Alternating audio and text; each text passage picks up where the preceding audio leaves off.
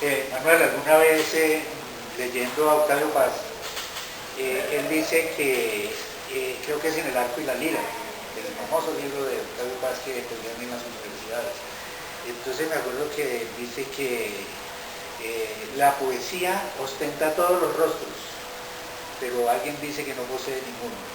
Eso quiere decir que, digamos, hay poesía amorosa, hay poesía social, hay poesía mística, hay, digamos, toda una suerte de expresiones del sentimiento reflejados en temáticas poéticas. Entonces, otro de los temas que he encontrado en su poesía es justamente la guerra.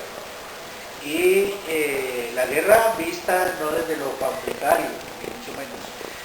La guerra vista, digamos, con el ojo de un poeta ya maduro, en el sentido en que es una sutil expresión de ese malestar que padece el pueblo colombiano y digamos que en sus poemas, recordando a este ensayista argentino Moreno, que decía que no se debe poetizar la política ni la política poetizarla, es decir, que debe haber como un tratamiento bien poético, bien especial sobre ese tema de la guerra.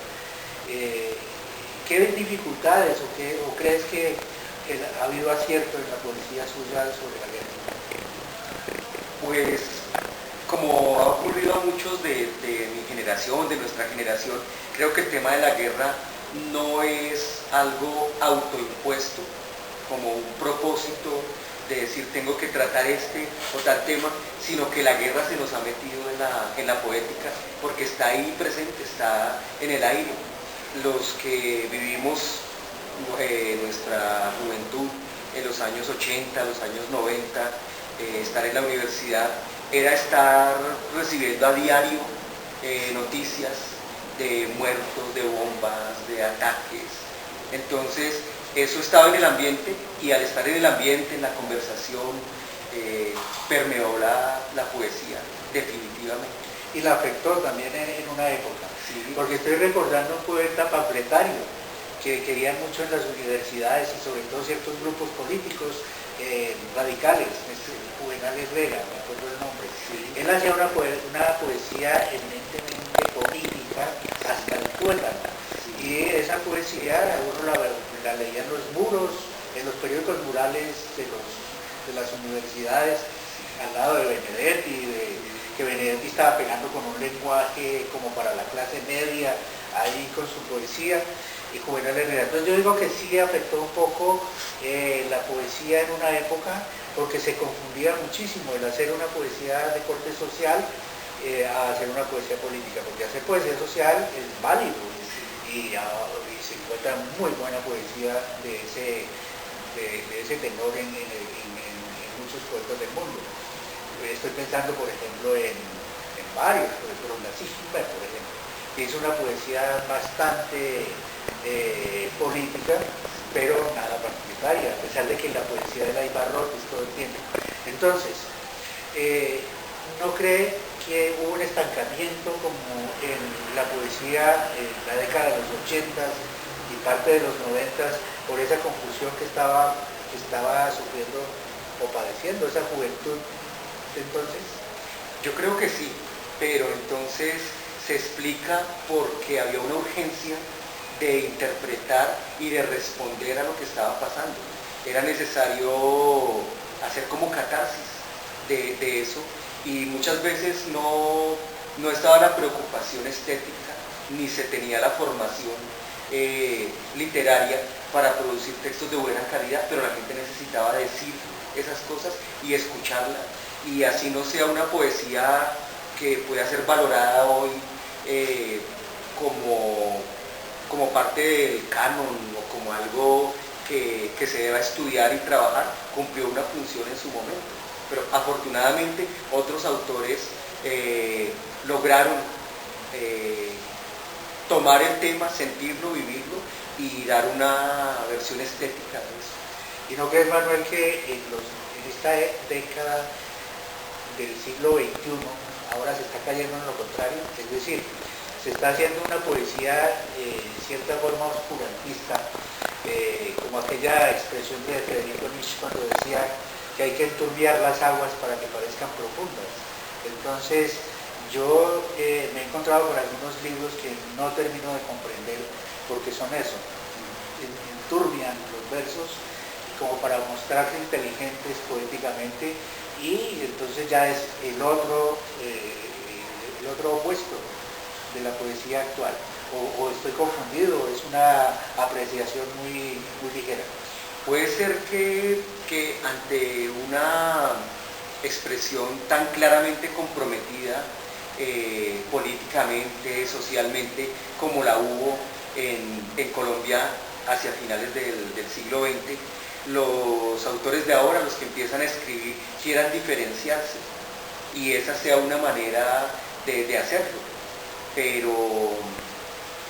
Pero sí es grave esa idea de querer parecer interesante o profundo con algo que no comunica en realidad.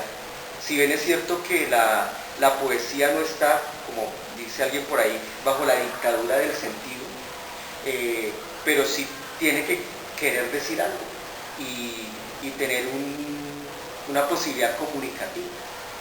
Entonces, tiene razón en eso, yo también lo percibo, pero lo entiendo como una necesidad de las nuevas generaciones de diferenciarse de otras generaciones anteriores que fueron como tan claras, directas, transparentes en reflejar su época.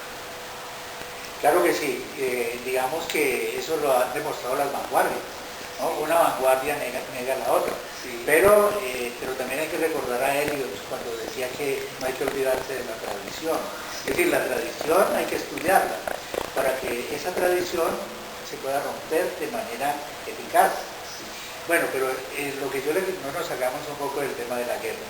¿Qué poetas, digamos, han alimentado estéticamente su poesía desde el punto de vista de la guerra? Sí, estoy recordando, por ejemplo, a Roque Dalton, estoy recordando a Nassim Hikmet también, estoy recordando poetas que se ocuparon mucho del asunto político y de la guerra. Sí.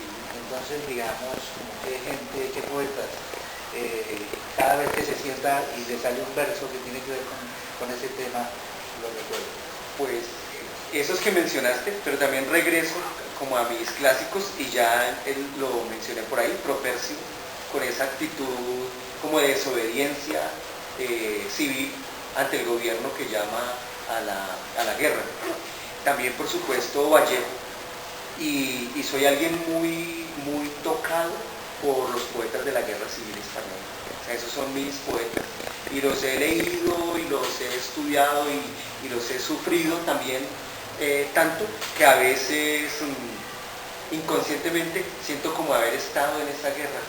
Tengo como una noción como de reencarnación porque me he metido mucho en el tema y lo hablo como si hubiera estado allá, un poco con un trastorno obsesivo compulsivo, una cosa loca de sentirme tan identificado con esa causa, no solamente con los poetas, sino con esa causa republicana y con los anarquistas y eso. Entonces, esos poetas de la generación del 27, incluido por supuesto Miguel Hernández, poeta atrapado y masacrado por la guerra, incluido ahí él, que tanto nos enseña de poesía y de política.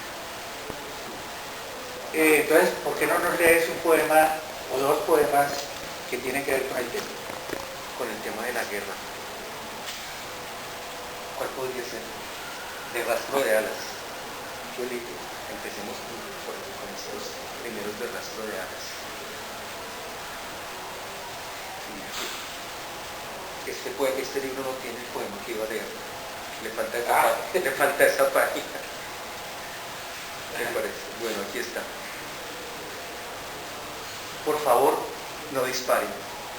Podrían deshacerme las ideas como una desbandada de golondrinas rojas en un solo aleteo. Por favor, no disparen. El estallido podría despertarme viejas angustias que traigo aquí dormidas. Por favor, no disparen más. Podrían destrozarme la rosa que traigo en la solapa.